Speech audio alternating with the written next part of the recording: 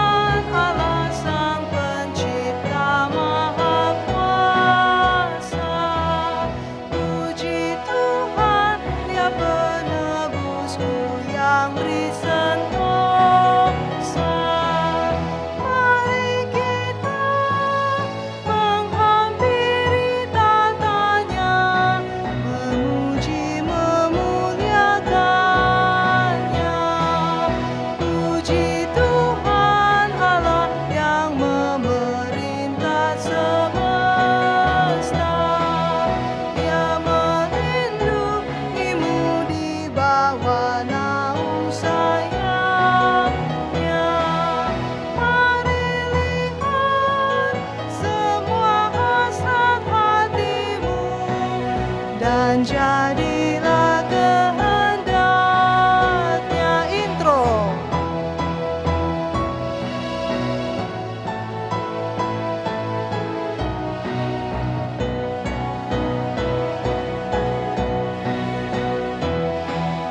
Puji Tuhan dengan segenap jiwa ragamu, semua makhluk datang dengan suka menyembah Dia. Amin, amin. Puji senang umatnya dengan senang menyembahnya.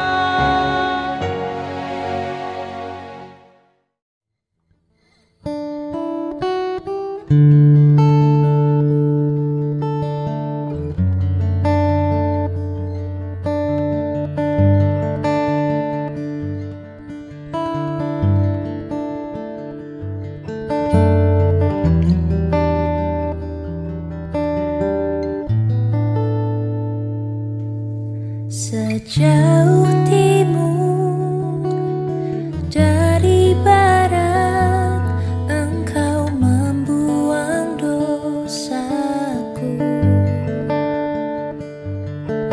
Tiada kau ingat lagi pelanggaranku.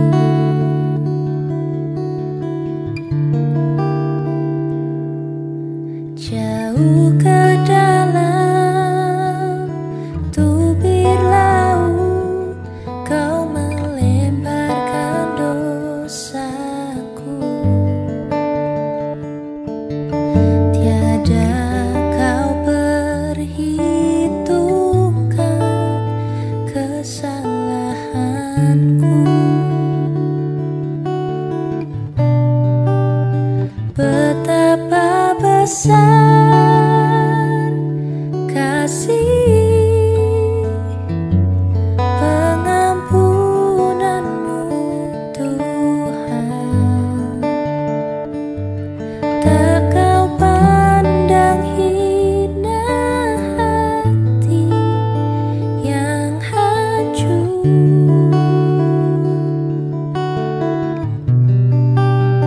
Ku berterima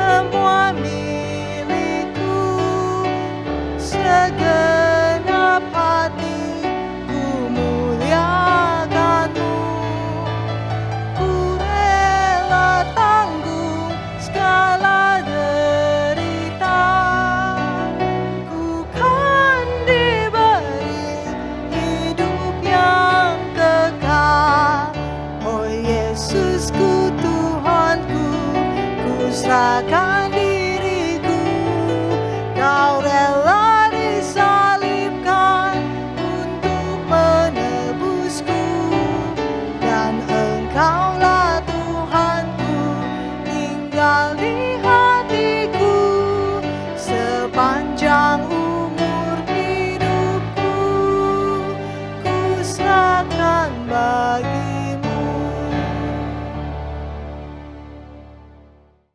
Shalom jemaat sekalian, mengucap syukur pada hari ini atas kasih dan kemurahan Tuhan. Dimanapun kita berada, kita masih dapat beribadah bersama-sama. Mari sebelum kita memulai ibadah, kita bersatu dulu sejenak sambil mempersiapkan hati kita.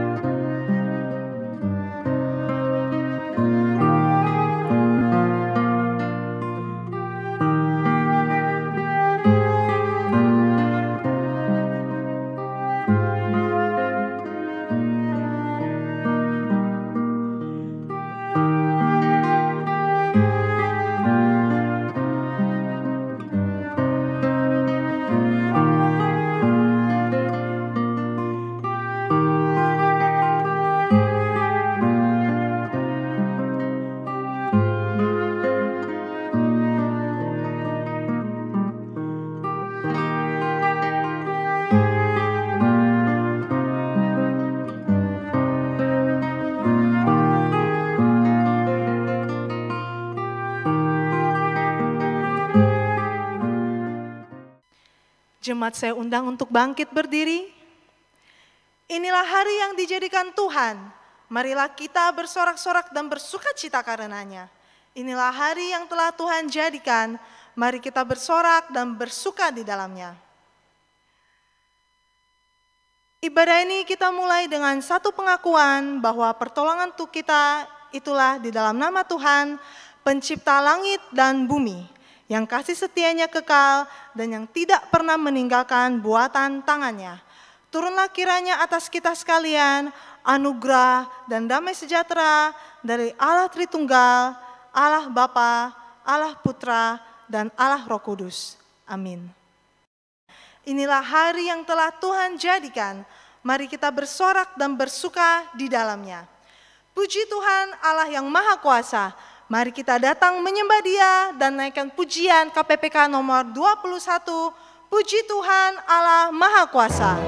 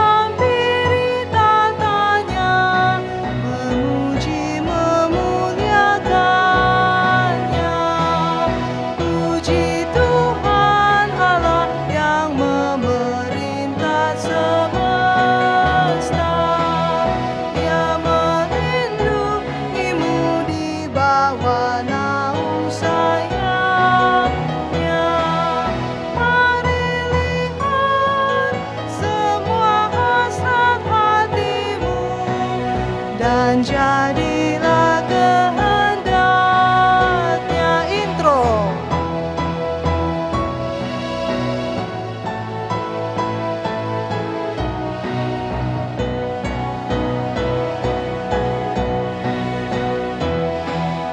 Puji Tuhan dengan segenap jiwa ragamu,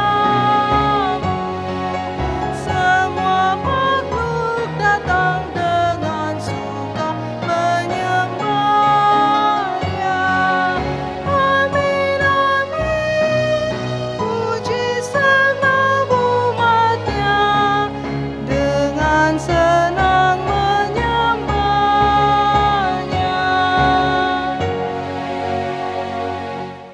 Mari kita berdoa.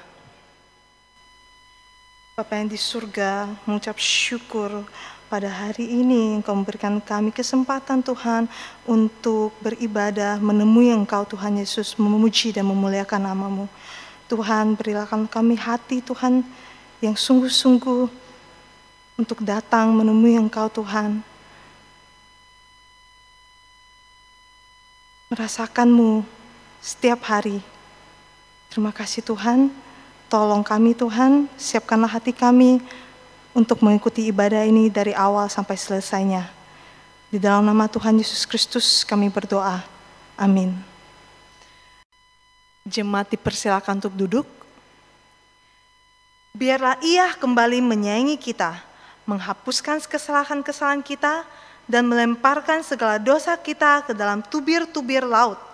Dia akan kembali mengasihani kita, menghapuskan kesalahan-kesalahan kita, dan melemparkan segala dosa kita ke dalam laut, sejauh timur dari barat.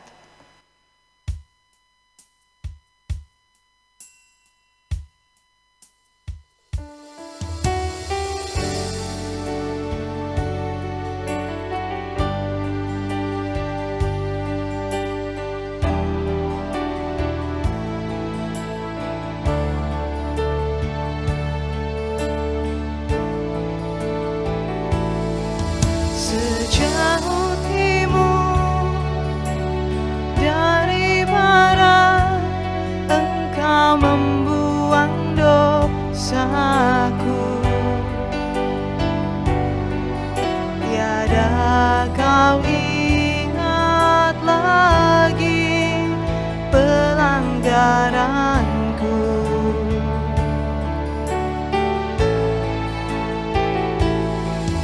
Jauh dalam tubir laut, Kau melemparkan dosaku.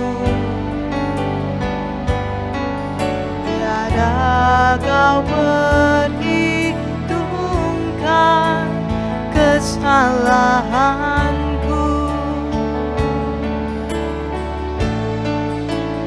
Betapa besar kasih pengampunan-Mu Tuhan. Tak Kau pandang hina hati yang hancur.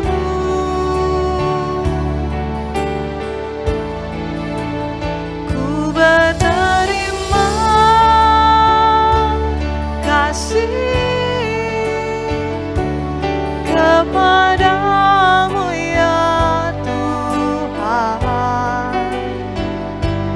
Pengampunan yang Kau beri, pulihkanku. Mari kita angkat pujian ini dan lebih bersungguh lagi dari awal, sejauh timur. Jauh timur dari barat, Engkau membuang dosaku. Tiada Kau ingat lagi pelanggaranku.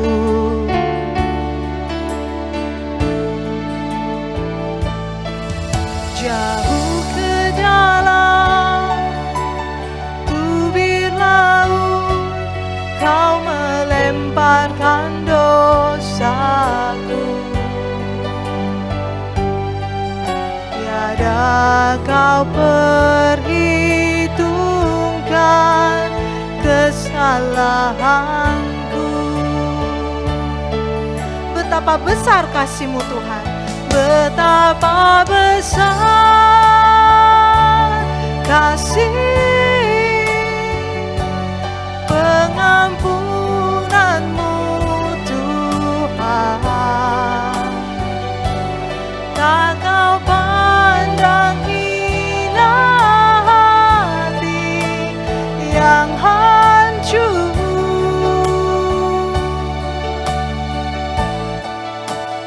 Ku berterima kasih kepada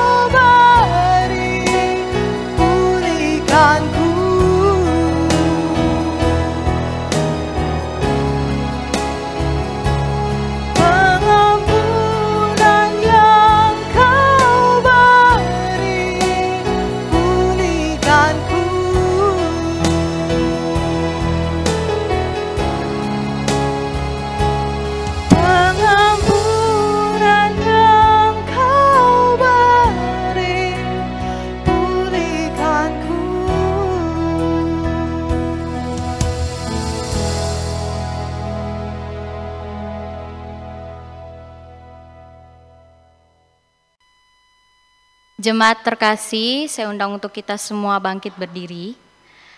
Mari saya memberi waktu buat kita untuk secara pribadi kita mengambil sikap doa di hadapan Tuhan. Mari kita mengambil waktu untuk mengaku setiap salah dan dosa kita di hadapan Tuhan. Mari kita secara pribadi berdoa di hadapan Tuhan.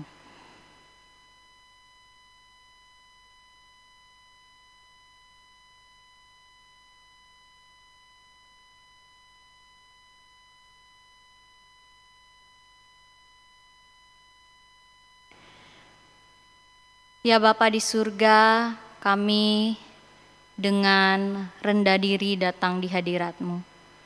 Kami menyadari Tuhan, di tengah-tengah pujian syukur kami kepada Tuhan yang selalu memelihara hidup kami. Kami juga sadar bahwa berkali-kali juga Tuhan kami mendukakan hati-Mu.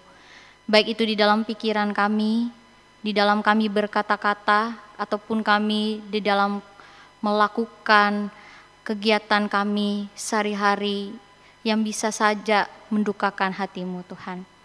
Ya Tuhan, kami dengan rendah diri memohon belas kasih Tuhan, kiranya Tuhan mau mengampuni kami. Terima kasih ya Tuhan untuk pengampunan yang Engkau berikan melalui darah-Mu Yesus Kristus yang adalah Tuhan dan Juru Selamat kami. Kami berdoa, amin.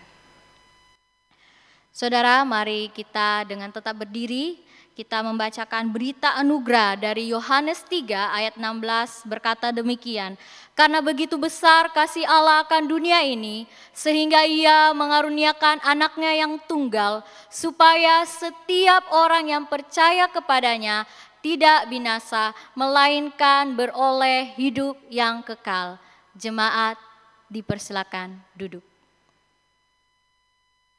Sebentar lagi kita akan mendengarkan dan merenungkan firman Tuhan. Mari jemaat sekalian kita mempersiapkan hati kita. Kita angkat pujian KPPK nomor 314, Penghormatanku.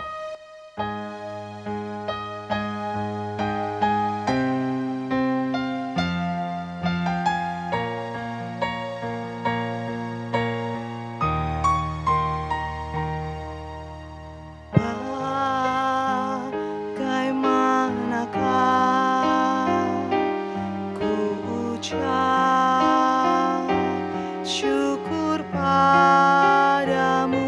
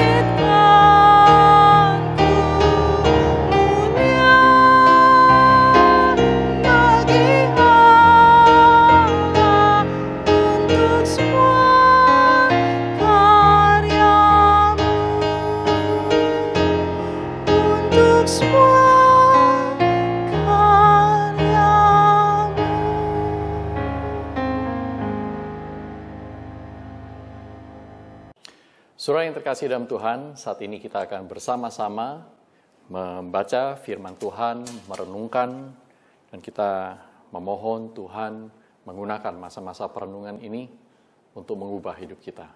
Sebelumnya mari kita masuk dalam doa, kita berdoa.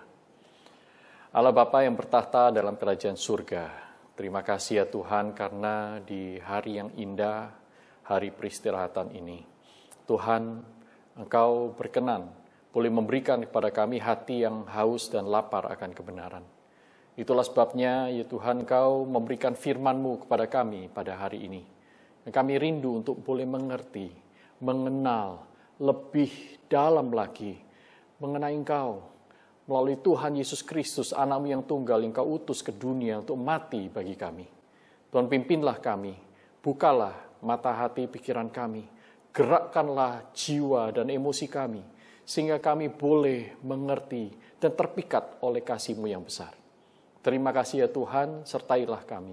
Di dalam nama Tuhan Yesus Kristus kami berdoa. Amin. Nah, saudaraku yang terkasih dalam Tuhan, tema kita saat ini adalah Tuhan Yesus dielu-elukan di Yerusalem. Nah, mari kita membaca dari Injil Yohanes pasal yang ke-12. Injil Yohanes pasal yang ke-12, mulai dari ayat yang ke-12 sampai dengan ayat yang ke-19. Demikian bunyi firman Tuhan. Injil Yohanes pasal yang ke-12, ayat 12 sampai dengan ayat yang ke-19.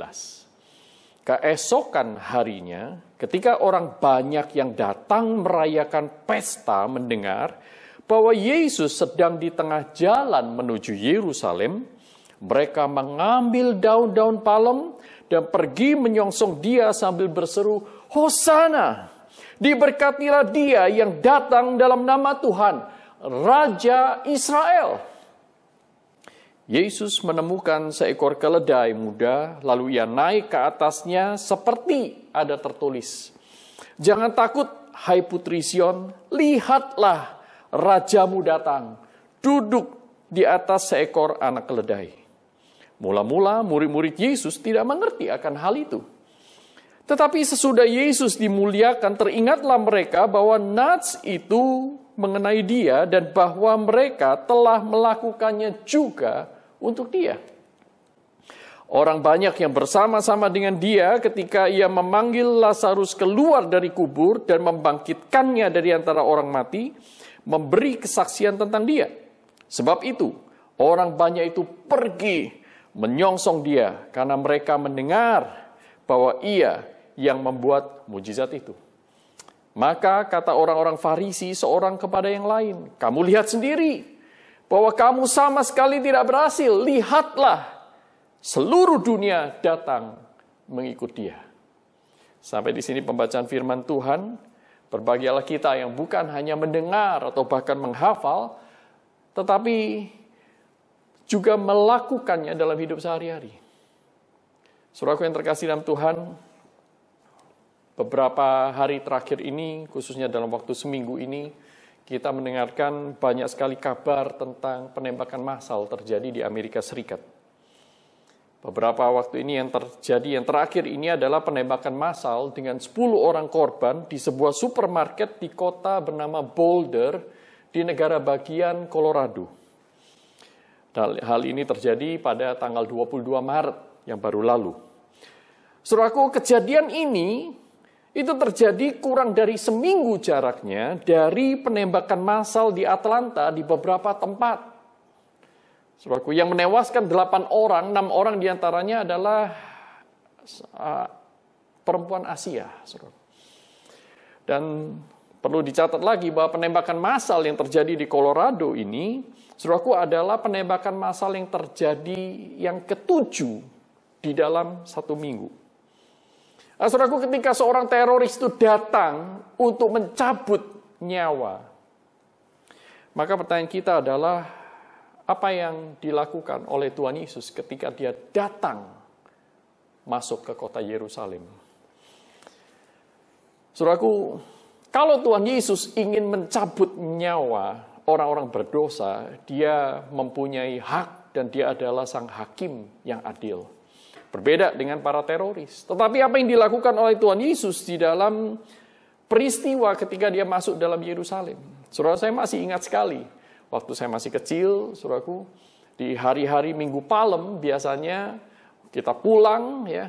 Waktu itu saya masih beribadah di gereja Katolik, saudaraku.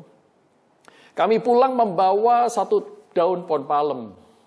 Karena pulang dari ibadah itu setiap orang dibagikan 1 carang kecil daun pohon palem itu, saudaraku. Dan begitu pulang sampai di rumah, kami menempelkannya, menggantungkannya, biasanya di salib, di tanda salib, atau di lukisan, atau di ornamen-ornamen Kristen yang lain, saudaraku. Tetapi pada saat itu saya tidak tahu apa maksudnya. Dan mungkin, saudaraku, saat ini beberapa di antara kita juga masih bertanya-tanya, apa sebenarnya signifikansi, atau apa artinya Tuhan Yesus masuk ke Yerusalem? Apa yang sedang terjadi? Apa yang sedang diperagakannya? Nah, saudaraku, untuk apa Tuhan Yesus datang ke Yerusalem? Dan seperti yang kita ingat pula, saudaraku, bahwa Tuhan Yesus masuk ke kota Yerusalem tepat 1 minggu sebelum dia akan dibangkitkan. Dan sebelum dia masuk di Yerusalem, tercatat dalam Injil Lukas, saudaraku, ketika Tuhan Yesus sudah mendekati Yerusalem, dari satu tempat dia melihat kota Yerusalem, dia menangis, hatinya begitu terharu, dan dia berkata, aduh, seandainya engkau orang-orang Israel, seandainya engkau penduduk Yerusalem, kau tahu apa yang diperlukan untuk mendapatkan damai sejahtera, engkau tidak akan melakukannya itu kepada anak Allah yang hidup. Nah, saudaraku, maka kita perlu mengerti saat ini mengapa Tuhan Yesus datang di Yerusalem.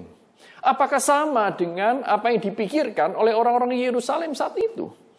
Saudaraku, mari kita perhatikan. Yang pertama, Kristus datang ke Yerusalem untuk menggenapi rencana Allah di dalam ketaatan yang penuh dan mutlak. Kristus datang untuk menggenapi rencana Allah dalam ketaatan yang mutlak. Dia menunjukkan bahwa dia adalah seorang hamba yang taat. Dalam bahasa Paulus, Filipi pasal yang kedua dikatakan dia taat sampai mati di kayu salib. Termasuk, saudaraku, pada saat dia masuk ke Yerusalem. Saudara perhatikan. Demonstrasi kekuasaan Allah itu dilakukan oleh Kristus dengan membangkitkan Lazarus beberapa hari, beberapa waktu sebelumnya. Saudaraku, ini saatnya Tuhan Yesus untuk menyatakan dirinya sesuai dengan timing dari Allah Bapa bahwa dia adalah Sang Mesias. Saudaraku, kalau di dalam peristiwa-peristiwa sebelumnya, ketika Tuhan Yesus hendak diarak, dia langsung pergi menyembunyikan diri. Dan ketika dia ditantang untuk menyatakan kuasa yang lebih besar, dia berkata, waktuku belum tiba. Tetapi pada saat itu ketika dia masuk ke Yerusalem, ini adalah saatnya untuk menunjukkan kuasa Allah. Dan sudah dimulai dengan kuasanya membangkitkan Lazarus. Saudaraku, kebangkitan Lazarus ini memiliki sebuah posisi yang strategis. Mengapa? Karena Lazarus berada di Betania. Ketika Lazarus berada di Betania ini dibangkitkan, itu otomatis, saudaraku, berita itu mudah sekali terdengar bagi orang-orang yang ada di Yerusalem. Karena banyak orang-orang Israel yang tinggal di luar Yerusalem, sebelum mereka masuk di Yerusalem, mereka harus lewat Betania, sebuah kota yang kecil. Nah, saudaraku, sehingga kebangkitan Lazarus di Betania ini membuat banyak orang mengetahui apa yang sedang terjadi, yaitu kebangkitan Lazarus. Dan orang juga ingin membuktikan bahwa ini bukan hoax, ini bukan isapan jempol. Mereka melihat Lazarus sendiri dan mendengarkan kesaksian Lazarus mengenai kebangkitannya dari kematian. Saudara bisa melihat di dalam ayat yang ke-9 sampai dengan ayat yang ke-11. Dan ini membuat orang-orang Farisi semakin benci kepada Lazarus, benci kepada Yesus, dan ingin membunuh mereka berdua. Nah, saudaraku, kita melihat bahwa semakin banyak orang tahu tentang kuasa Allah lewat diri Yesus, saudaraku, tantangan pelayanan Tuhan Yesus menjadi semakin besar. Bahaya yang besar itu semakin dekat dengannya dan semakin mengancam. Saudara perhatikan apa yang dikatakan dalam kitab suci ini. Banyak orang ingin menjadikan dia raja dunia. Bahkan menyebut dia adalah Raja Israel. Hosana, katakan. Diberkatilah dia yang datang dalam nama Tuhan, Raja Israel. Dan saudara tentu tahu apa yang ada dalam pikiran mereka saat itu mengenai seorang raja. Pikiran mereka barulah pikiran seperti orang-orang dunia. Mereka membutuhkan seorang raja yang akan memerintah Israel untuk menggapai masa kejayaan seperti di masa pemerintahan Raja Daud dan Salomo. Saudaraku, ini adalah konsep mereka. Bahkan konsep ini juga masih dimiliki oleh beberapa murid-muridnya, para muridnya. Mereka masih berpikir seperti itu. Saudara masih ingat orang tua dari Yohanes dan Andreas bertanya kepada Yesus, kalau engkau nanti datang sebagai raja, tolong tempatkan anakku satu di sebelah kirimu, satu di sebelah kananmu. Konsepnya masih kerajaan dalam dunia ini, padahal mereka hidup bersama dengan Tuhan Yesus sekian tahun lamanya. Nah, saudaraku, perhatikan di sini bahwa banyak orang ingin menyelewengkan kuasa Tuhan Yesus, kemesiasannya untuk kepentingan mereka, untuk kepentingan sesaat, untuk kepentingan duniawi.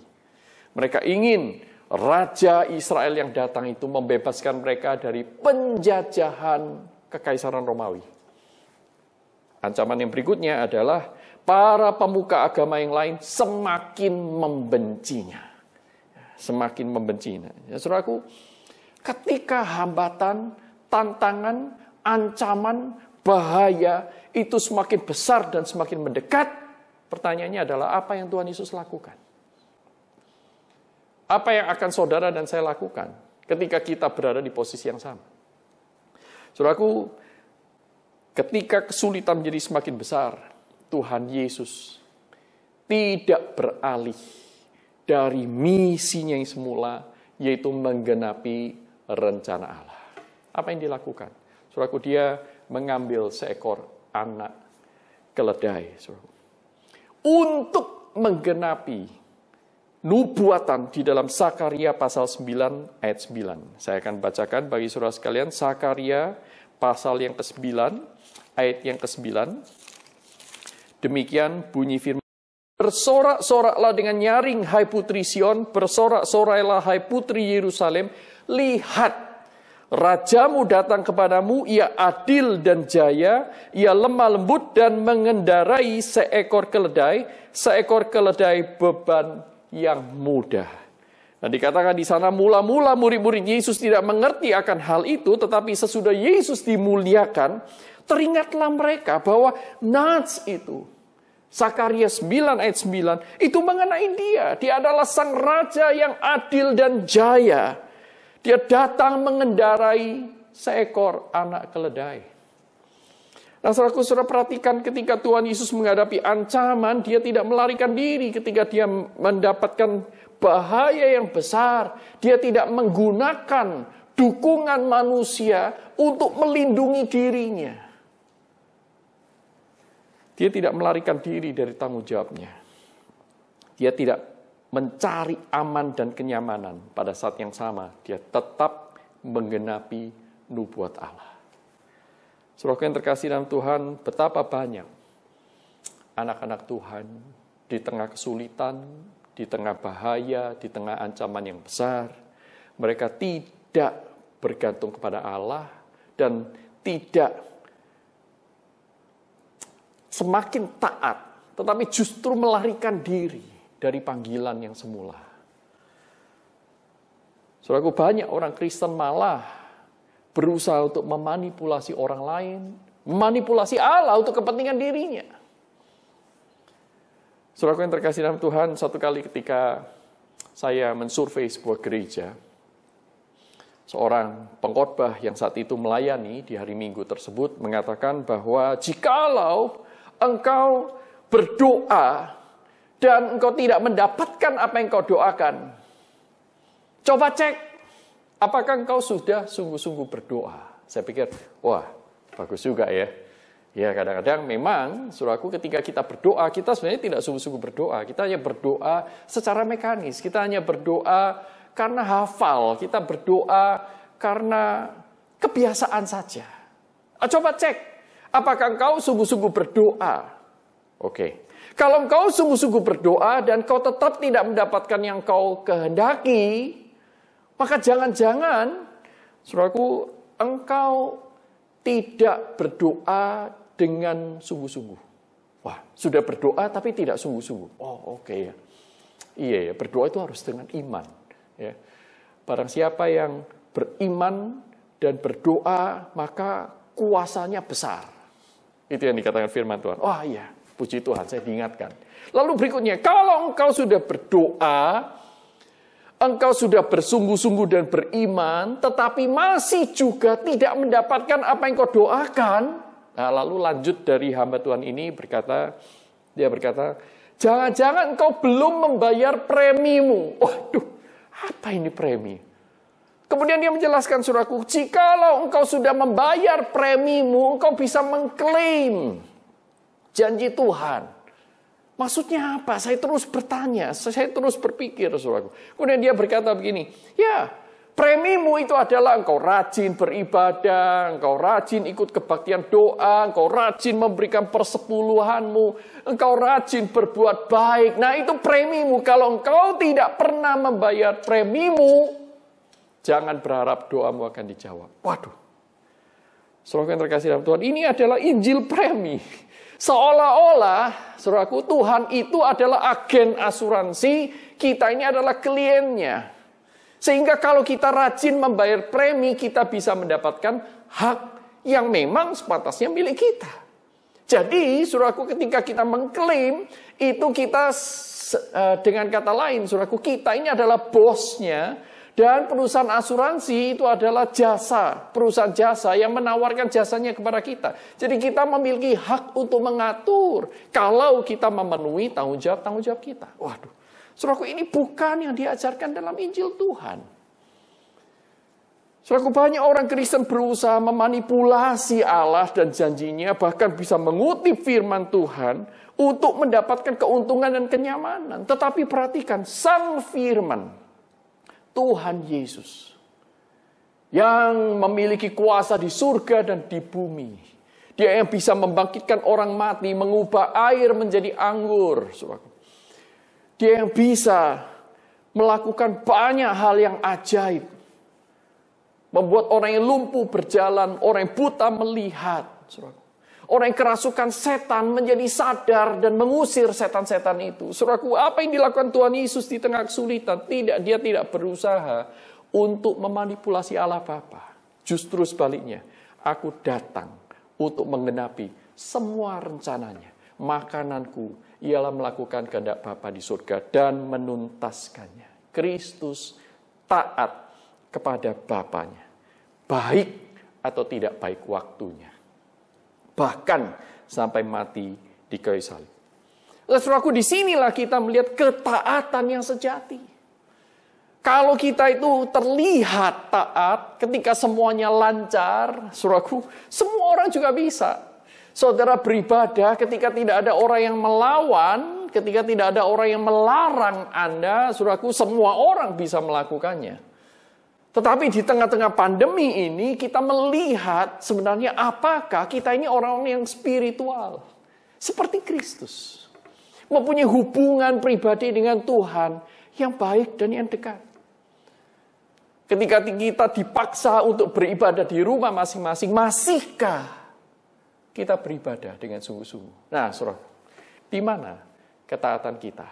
Tentu, saudaraku, ketaatan ini melukiskan hal yang berada di baliknya, sesuatu yang lebih dalam, di dalam jiwa kita, yaitu relasi kita dengan Allah. Saudara yang terkasih dalam Tuhan, justru di dalam kegelapan, terang itu bersinar paling terang. Di tengah kesulitan, di sana kualitas iman seseorang akan terlihat sebagaimana adanya. Di tengah kesulitan hidup, iman yang sejati justru akan semakin tampak.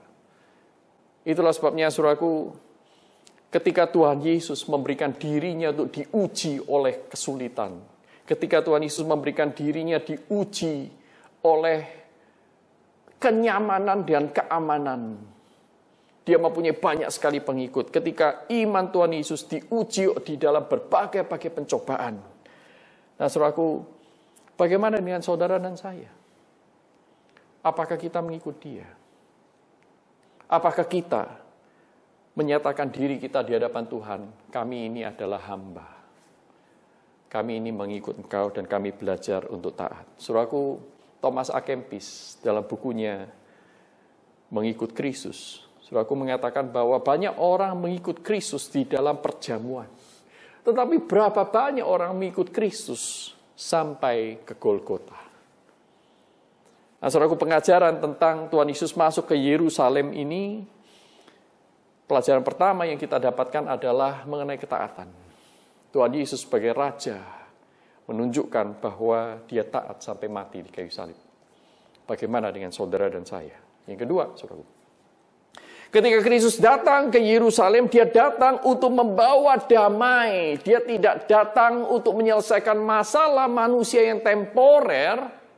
Dia tidak datang untuk memuaskan dahaga, kemauan, emosi, nafsu manusia yang mengikut dia, tidak. Tetapi dia datang untuk memberikan damai yang kekal. Dia datang sebagai Raja Damai, Prince of Peace.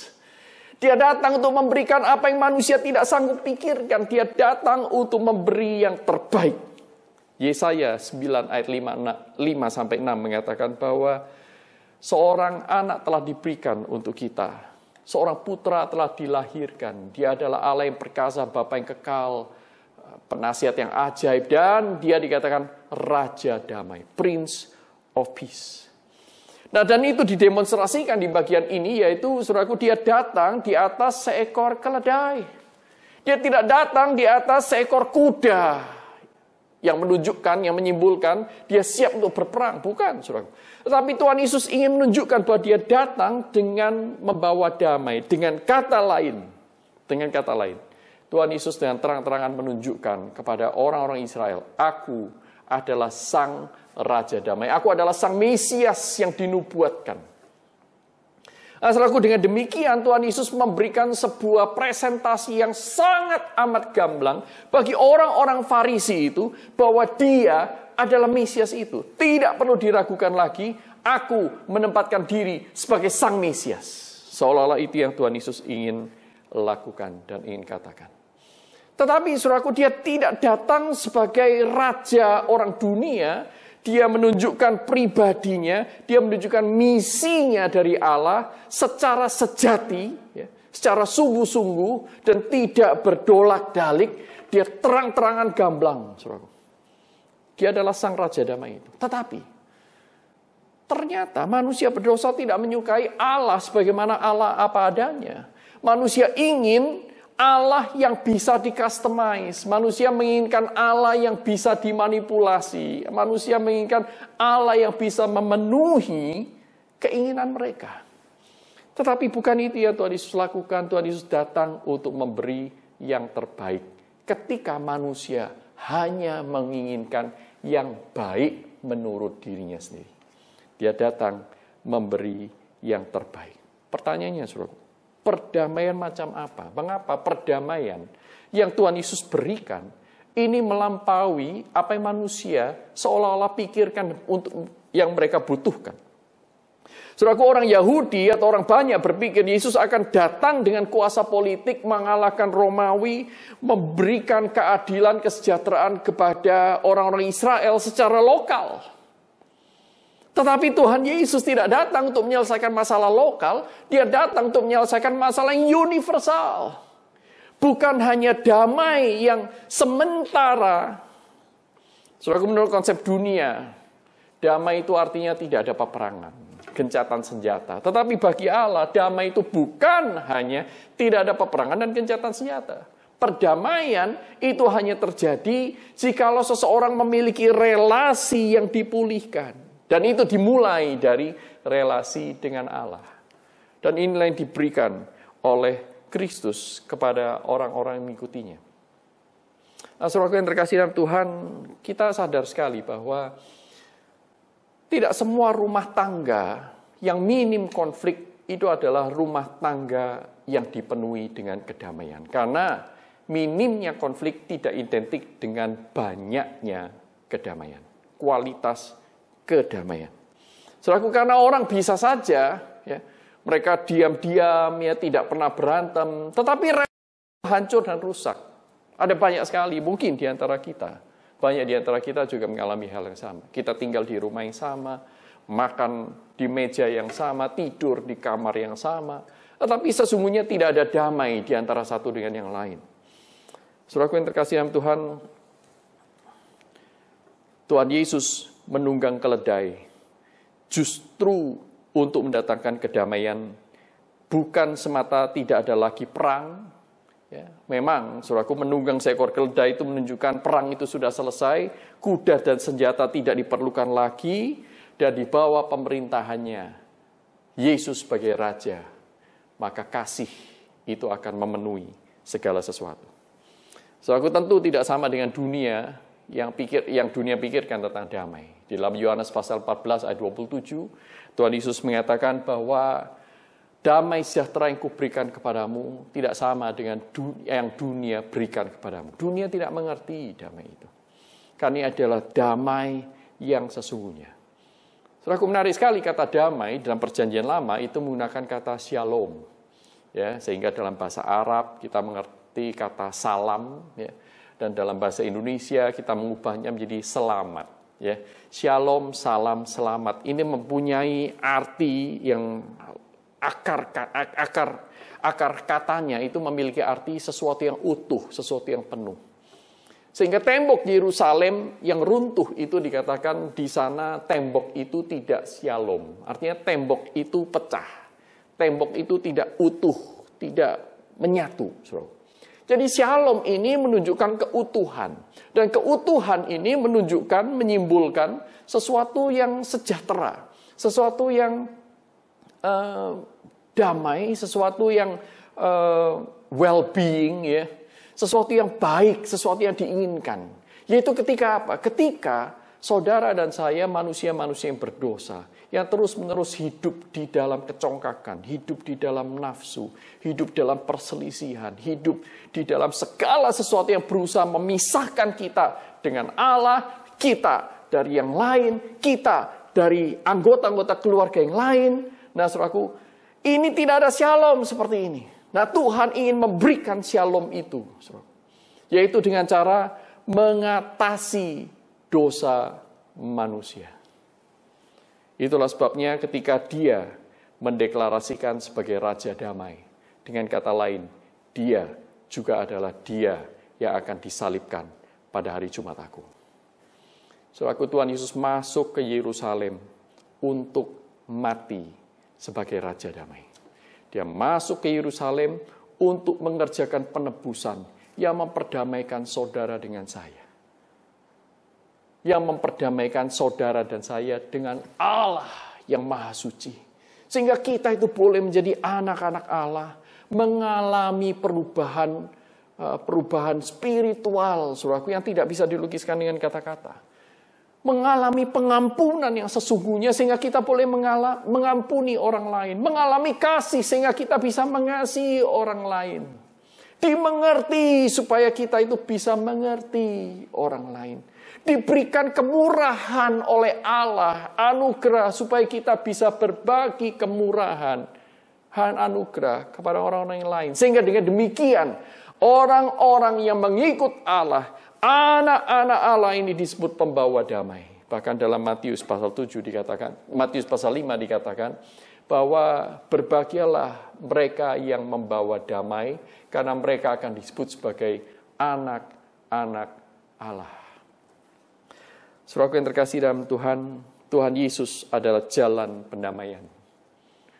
Dia adalah pendamai itu sendiri, membawa damai yaitu dengan cara memperdamaikan saudara dan saya dengan Allah. Dia menebus dosa-dosa kita. Karena begitu besar kasih Allah akan dunia ini, sehingga Ia mengaruniakan Anak yang tunggal supaya barang siapa percaya kepadanya tidak binasa, melainkan hidup yang kekal. Lewat Kristus, saudara dan saya akan mengalami damai sejahtera yang kekal, yang berbeda dari yang dipikirkan oleh dunia. Saudaraku yang terkasih dalam Tuhan, damai seperti apa yang saudara dan saya dambakan? Damai seperti apa yang saudara dan saya terakhir alami? Ketika Tuhan Yesus datang ke Yerusalem, dari kejauhan dia melihat, dia menangis. Dia menangis. Dia berkata, seandainya engkau tahu apa yang diperlukan untuk memperoleh damai sejahtera itu. Nah, saudaraku, apa yang diperlukan untuk memperoleh damai sejahtera itu? Yaitu supaya saudara dan saya memperoleh pengampunan dari Allah Bapa. Bagaimana caranya? Lewat percaya kepada Tuhan Yesus Kristus sebagai juru selamat. Ketika saudara mengalami atau melakukan perjamuan kudus, ingatlah selalu bahwa roti itu melambangkan tubuh Kristus yang dipecah-pecahkan, yang dibunuh, yang dicabik-cabik, yang ditusuk oleh tombak, yang dicabik-cabik oleh pecut itu, cambuk itu, dan yang ditembus oleh paku. Tubuh yang telah mengorbankan dirinya itu diberikan kepada saudara dan saya untuk memperdamaikan kita. Anggur yang kita minum itu adalah simbol darah yang sudah tercurah. Oleh kematiannya, saudara dan saya mendapatkan hidup kekal. Oleh penghukumannya, saudara dan saya mendapatkan pengampunan. Saudaraku, jangan pandang remeh hal-hal yang seperti ini. Jangan pandang remeh apa yang Allah kerjakan di dalam Kristus.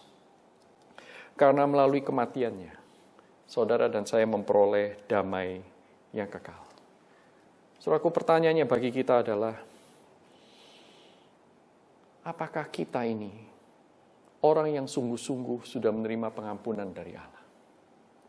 Saudaraku, ada perbedaan yang besar antara orang yang mengetahui Allah mengampuni dengan orang yang menyadari bahwa dia diampuni. Saya ulangi sekali lagi ya. Ada perbedaan yang besar sekali antara orang yang mengetahui bahwa Allah mengampuni dan orang yang mengalami dia diampuni. Orang yang mengetahui bahwa Allah mengampuni, ini belum tentu dia mengalami pengampunan itu sendiri. Sehingga di dalam dirinya, saudaraku, masih ada keraguan. Masih membiarkan dosa itu bercokol di dalam dirinya. Karena dia merasa bahwa dia belum diampuni. Iman itu belum masuk di dalam dirinya. Beroperasi sedemikian rupa sehingga dia menggapai dan menerima, Tuhan, ampuni aku. Dan Allah memberikan pengampunannya kepada kita. Saudara tentu ingat bahwa damai sejahtera itu adalah salah satu flavor dari buah roh yang dicatat dalam Galatia pasal yang kelima. Damai sejahtera diberikan oleh Roh Kudus kepada kita ketika kita datang kepada Kristus dengan sungguh-sungguh, bertobat dari dosa-dosa kita, dan dengan kepapaan kita, ketidakmampuan kita, kita menerima Kristus sebagai juru selamat dan menerima Dia yang mengampuni kita. Saudara, satu kali ketika saya melakukan kesalahan kepada anak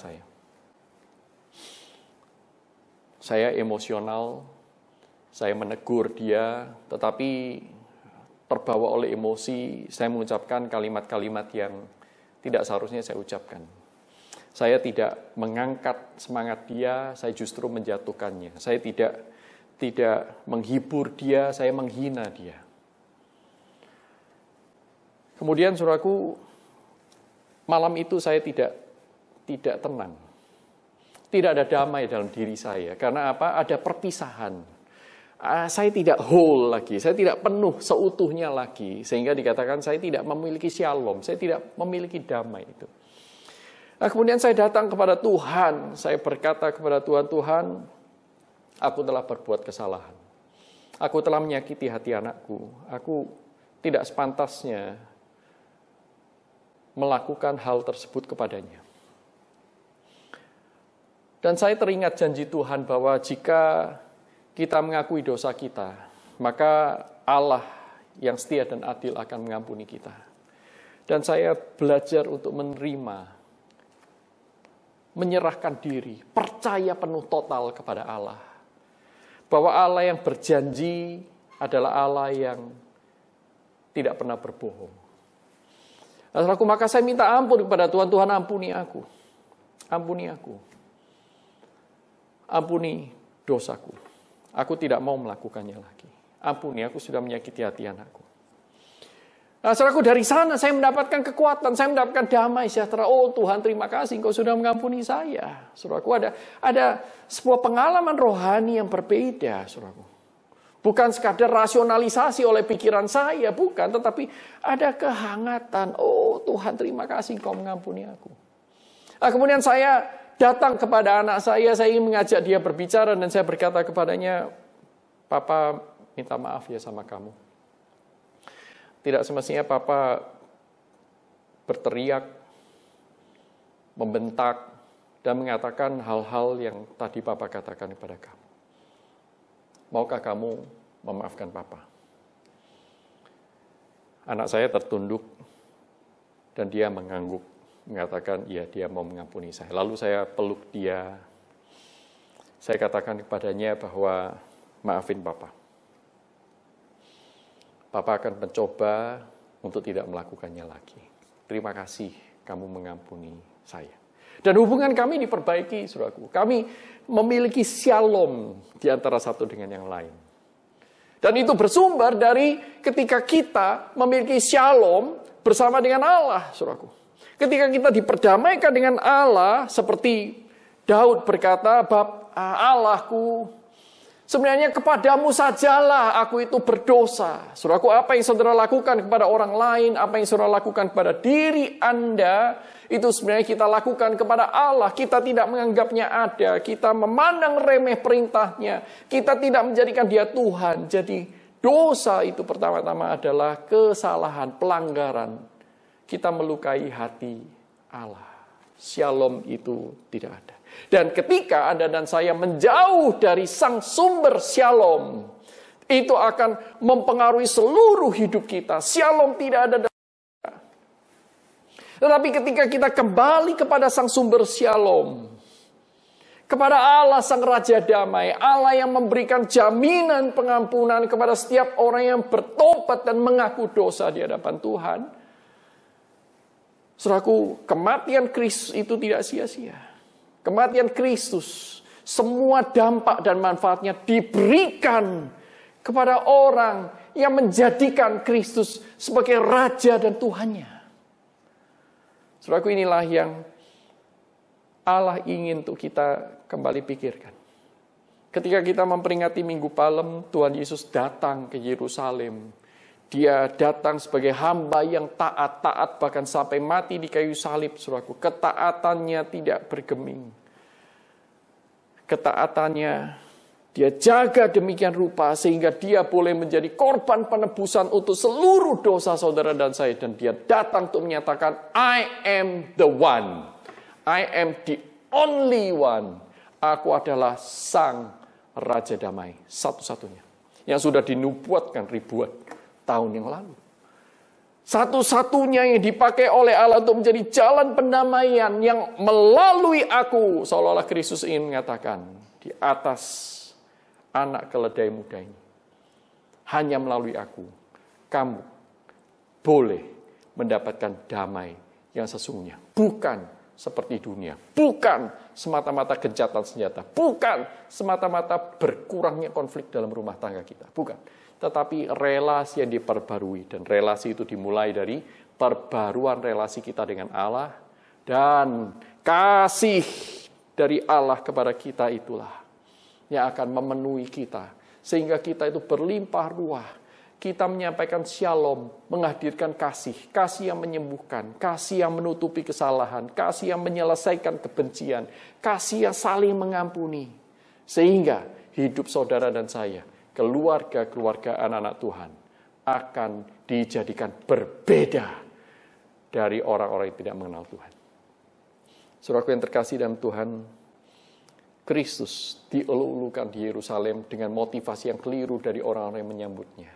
Tetapi Kristus tetap melakukan tugasnya dengan taat. Karena dia adalah Sang Raja Damai. Saat ini, saudaraku, ketika kita mengelu-elukan dia di hari Minggu Palem, mungkin sebagian dari kita akan meletakkan daun palem itu sebagai ornamen religius di rumah kita. Atau apapun yang saudara lakukan. Saudaraku, apakah kita meninggikan dia dengan motivasi yang benar? Saudaraku yang terkasih dalam Tuhan, damai sejahtera Tuhan sediakan bagi setiap orang yang mau menerimanya. Dan damai sejahtera itu akan mengubah hidup setiap orang yang sungguh-sungguh bertobat dan mau datang kepada Allah. Maukah Anda mengelu-elukan dia yang masuk di dalam hatimu? Maukah saudara masuk di dalam hati Allah, di dalam kehadiran dan keberadaannya, sehingga kita boleh dipenuhi oleh shalom itu? Amin. Marilah kita masuk dalam doa. Allah Bapa yang bertahta dalam kerajaan surga, kami menyadari kami bukanlah pembawa damai. Kami bahkan bukan sumber damai itu. Kami bahkan adalah orang-orang yang masih berdosa, yang terus-menerus ingin memisahkan satu dengan yang lain. Memisahkan diri kami dengan Allah, merusak relasi kami dengan orang-orang sekitar kami untuk pemenuhan nafsu kami, Tuhan. Tetapi ketika kami membaca Alkitab, membaca firman Tuhan-Mu, kami diingatkan bahwa Kristus datang untuk membawa perubahan. Kristus datang untuk membagi-bagikan damai bagi kami dan juga bagi keluarga kami dan juga bagi masyarakat di sekitar kami. Tuhan, kami rindu, kami bukan orang-orang yang hanya terbawa emosi, berpesta pora di dalam pesta rohani dalam minggu yang kudus ini. Tetapi kami menjadi orang-orang yang bertobat, orang-orang yang datang mengelu-elukan Yesus sebagai Raja Damai, bukan sebagai mesin ATM buat kami. Tuhan, kami rindu supaya damai-Mu, damai yang telah Engkau sediakan bagi kami oleh karena penebusan yang dilakukan oleh anak-Mu yang tunggal, Tuhan Yesus Kristus di kayu salib, boleh menjadi bagian kami dan keluarga kami. Tuhan, limpahkanlah damai-Mu di dalam hati kami. Kami mau mengakui seluruh dosa kami, baik yang kami sadari maupun yang tidak kami sadari. Dan biarlah damai sejahtera sebagai buah roh itu boleh mengalir, memenuhi, dan bahkan memerintah hati kami, jiwa kami, diri kami. Sehingga kami boleh menjadi para pembawa damai. Terima kasih ya Tuhan, untuk firman Tuhan yang sekali lagi mengingatkan kami untuk taat dan menjadi pembawa damai seperti Kristus. Terima kasih untuk anugerah Tuhan bagi keluarga kami. Di dalam nama Tuhan Yesus Kristus, kami naikkan doa ini. Amin. Tuhan memberkati. Jemaat, mari saya mengundang kita untuk bangkit berdiri.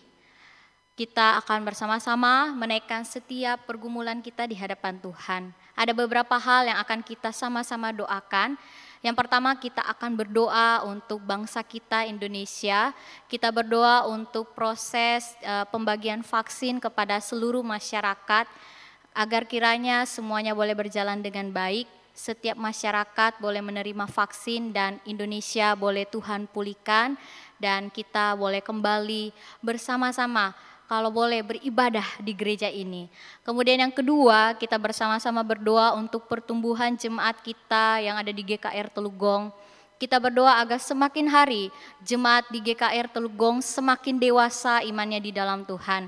Dan kita juga berdoa untuk setiap kehidupan pribadi lepas pribadi jemaat, supaya semakin hari, baik dalam pekerjaan, baik dalam usaha, baik di dalam perkuliahan, sekolah, maupun di dalam kehidupan keluarga, mereka senantiasa mengandalkan Tuhan. Mari bersama-sama kita berdoa, kita buka suara. Bapa kami di dalam kerajaan surga, kami pada saat ini bersama-sama berdoa menyerahkan untuk bangsa kami Indonesia. Kami bersyukur ya Tuhan kalau bangsa kami sampai saat ini boleh terus menjalankan pembagian vaksin. Kami percaya ada tangan Tuhan yang bekerja di dalamnya, Tuhan yang sedang berkarya di dalam proses pemulihan bagi bangsa kami. Kami menyerahkan Tuhan untuk pembagian vaksin ini ke dalam tangan Tuhan. Kami rindu setiap masyarakat boleh mendapatkan vaksin ini, sehingga ya Tuhan ada penanganan yang tepat dan negara kami boleh pulih. Bahkan kami rindu Tuhan, pemulihan ini tidak hanya berdampak bagi pemulihan perekonomian, sosial, budaya maupun juga pendidikan, kesehatan, tetapi juga di dalam nuansa untuk kami datang bersama-sama, kembali berkumpul di dalam gereja ini beribadah kepadamu. Terima kasih ya Tuhan, kami juga datang kepadamu berdoa untuk setiap jemaat Tuhan. Kami terus berdoa untuk pertumbuhan iman gereja di GKR Telugong ini. Kami rindu ya Tuhan, setiap jemaat semakin hari, semakin mencintai Tuhan, semakin mengasihi Tuhan, semakin dewasa imannya di dalam Tuhan. Dan kami rindu jemaat GKR Telugong boleh menjadi saksi Kristus, menjadi teladan dan berkat bagi banyak orang. Kami berdoa Tuhan, mungkin di antara kami, keluarga demi keluarga atau pribadi lepas pribadi bergumul di dalam pekerjaan, bergumul di dalam usaha, bergumul di dalam studi kami, bahkan bergumul di tengah-tengah keluarga kami. Tuhan, Engkau tahu dan mengenal isi hati kami yang paling dalam. Engkau tahu persoalan kami, Engkau tahu pergumulan kami. Tuhan yang kiranya menolong kami, memulihkan kami, memelihara kami, memampukan kami untuk bisa menyelesaikan setiap pergumulan kami, setiap masalah, bahkan setiap tantangan yang Tuhan percayakan kepada kami. Terima kasih ya Tuhan, terpujilah namamu. Mungkin Tuhan kami ada pergumulan pribadi yang tidak bisa kami katakan, tetapi Tuhan jauh mengenal isi hati kami.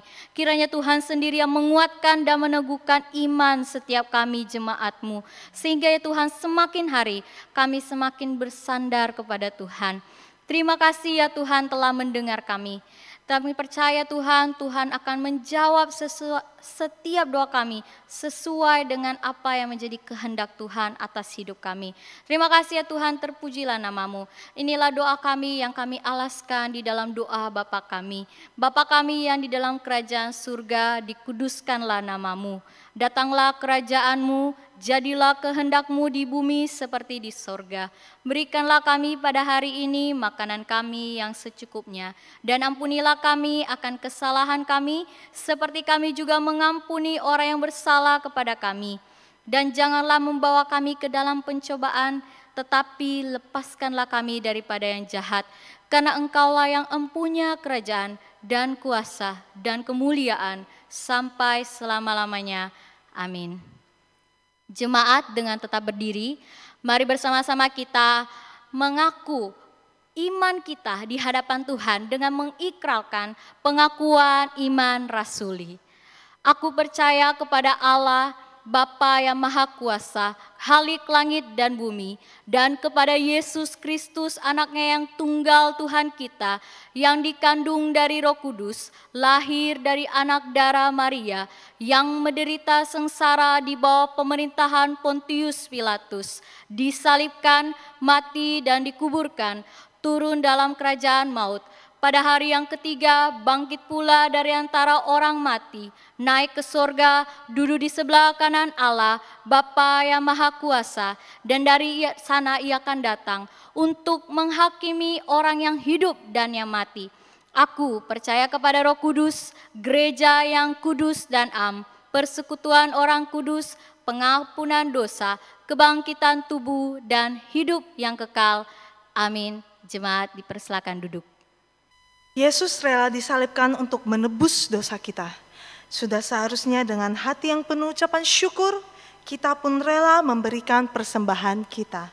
Mari jemaat sekalian, kita dapat memberikan persembahan kita melalui rekening BCA Gereja ataupun scan QR Code yang tertera di layar kaca, sambil menaikkan pujian KPPK nomor 212, Hidup Bagimu.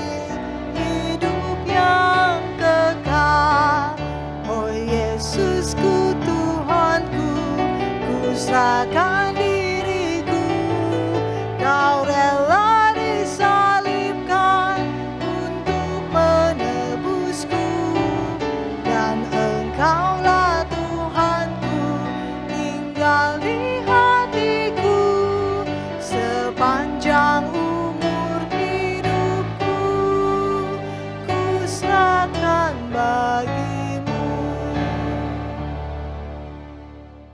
Mari kita berdoa. Bapa, kami bersyukur dan berterima kasih kalau kami diberi kesempatan untuk memberikan persembahan kami di hadapan Tuhan. Ya Tuhan, tolong kuduskan persembahan kami. Kami rindu persembahan kami boleh berkenan di hati Tuhan dan boleh dipakai untuk pekerjaan Tuhan di gereja ini. Kami juga memohon kiranya Tuhan menuntun kami supaya setiap berkat yang berlebih yang masih ada pada kami pergunakan dengan baik dan bijaksana. Terima kasih ya Tuhan, tolong kami juga Tuhan, supaya hidup kami juga menjadi persembahan yang hidup, yang berkenan di hadapan Tuhan. Terpujilah namamu ya Allah, di dalam nama Tuhan Yesus kami berdoa, amin.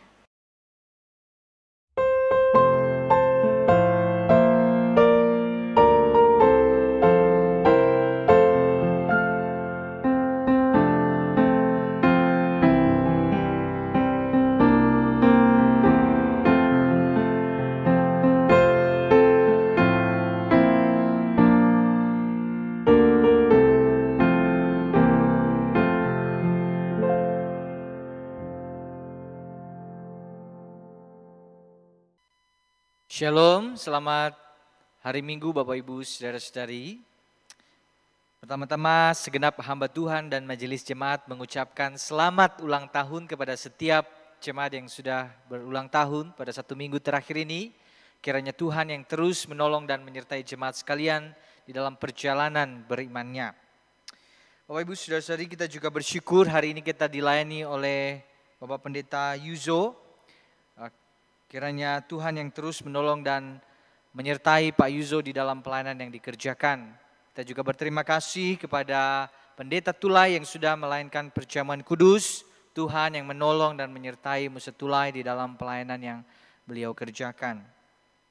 Bapak Ibu Saudara-saudari, bersyukur kepada Tuhan karena pada minggu kemarin saya dan Guru Injil Marcelina bisa diberkati di dalam pernikahan kudus, dan kami berdua beserta keluarga besar mengucapkan terima kasih sebanyak-banyaknya untuk seluruh jemaat GKR Telugong yang sudah mendukung, mengasihi kami di dalam persiapan hingga penyelenggaraan pemberkatan pernikahan. Kiranya Tuhan yang terus menolong jemaat sekalian.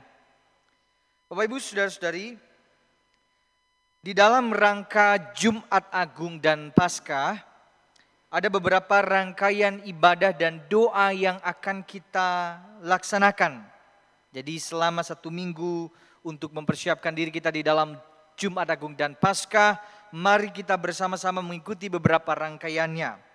Saudara-saudari, minggu depan kita akan mengadakan doa dan refleksi pra Jumat Agung selama 30 menit saja Bapak Ibu Saudara-saudari, pukul 19.30 atau setengah 8. Ya, ini maksudnya apa? Tujuannya apa? Kenapa kita ada doa ini, saudara? Supaya kita bisa sama-sama menghayati, merefleksikan perjalanan Tuhan Yesus ketika dia mau disalibkan itu seperti apa.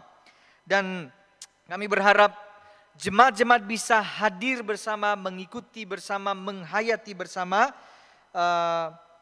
seluruh proses rangkaian ini. Ya, baik jemaat anak, jemaat dewasa, ya bisa hadir di dalam doa dan terlibat melayani, ya, karena komisi-komisi juga ikut terlibat di dalam pelayanan. Saudara-saudara, jadwalnya kira-kira seperti ini. Hari Senin 29 Maret ya, dengan tema refleksi yaitu Raja yang Ditangkap, dan akan nanti dilayani oleh komisi anak, ya. Lalu Selasa 30 Maret tema yang direfleksikan adalah Raja yang Dihujat, dengan pelayan yaitu komisi remaja. Lalu Rabu 31 Maret temanya itu Raja yang Dikhianati dan Disakiti. Jadi pada hari Rabu ini Bapak Ibu Saudara-saudari, persekutuan doa Rabu itu jadinya pukul 19.30 ya, disatukan. dan nanti akan dilayani oleh jemaat-jemaat pemuda. Lalu Kamis 1 April temanya yaitu Raja yang Memilih Diam. Ya, jadi kita akan merefleksikan bagaimana respons Tuhan Yesus ketika semua orang menghujat, mengolok-olok dia, tapi dia memilih untuk diam. Dan pada hari Kamis itu kita juga akan mengadakan satu momen berpuasa saudara-saudara dari jam 8 malam. Jadi setelah persekutuan doa itu selesai, kita akan berpuasa dan akan berbuka sampai besok Jumat Agung pukul 17. Jadi kita akan ada doa bersama dengan keluarga kita masing-masing. Dan nanti akan dilayani oleh majelis jemaat.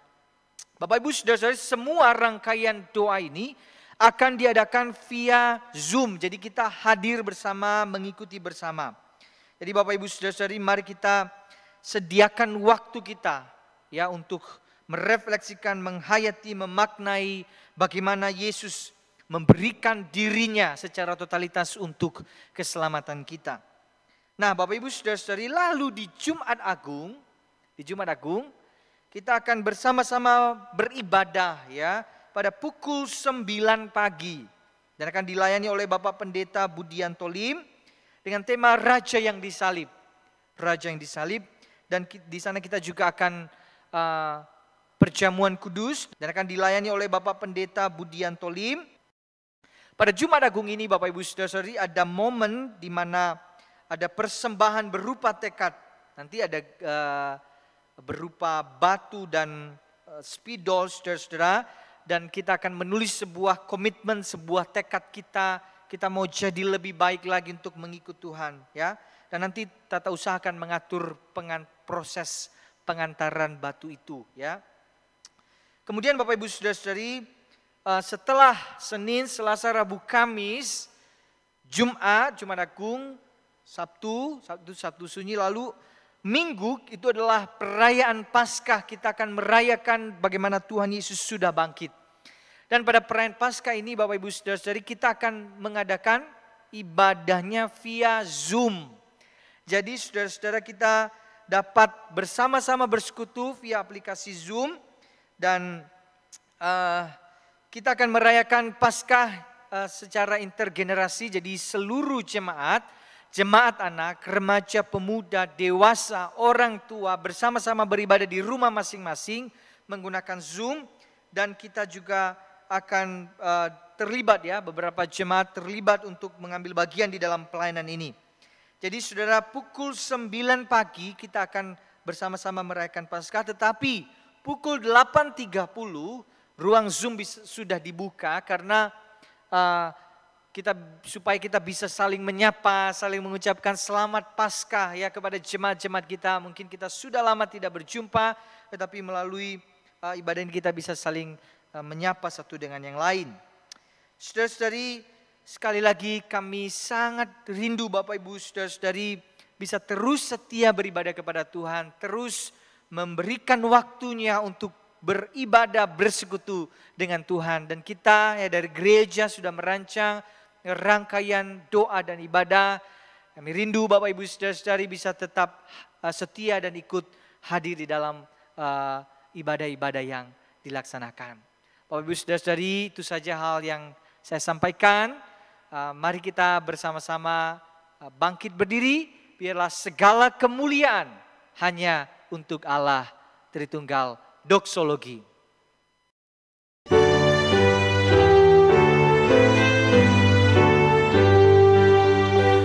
Puji Allah Bapa Putra, puji Allah Roh Kudus, ketiganya yang esa. Pohon selamat sumber berkat. Amin. Saudaraku yang terkasih dalam Tuhan, dimanapun Anda berada, pulanglah, kembalilah ke tempat, ke pekerjaan, ke dalam konteks, ke lingkungan manapun yang Tuhan sudah utus Anda. Dan jadilah pembawa damai dan terimalah janji dan berkat Tuhan. Kiranya kasih karunia dan damai sejahtera dari Allah Bapa, Allah Anak, dan Allah Roh Kudus memenuhi engkau dengan limpah, sehingga engkau bisa membagi-bagikannya kepada orang sekitarmu. Mulai sekarang sampai selama-lamanya. Amin.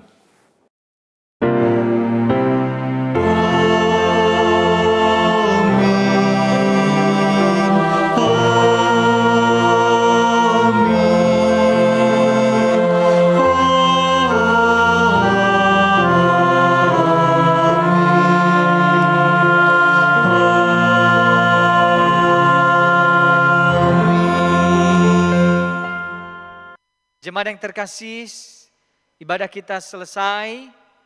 Selamat hari Minggu, Tuhan Yesus memberkati.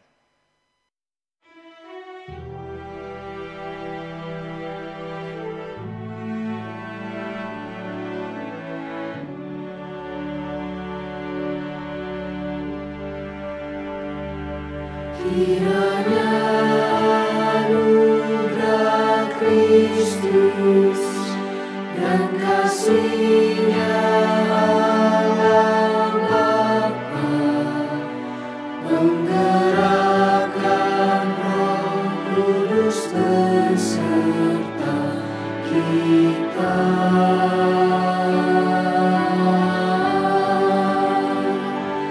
Kiranya anugerah Kristus dan kasih-Nya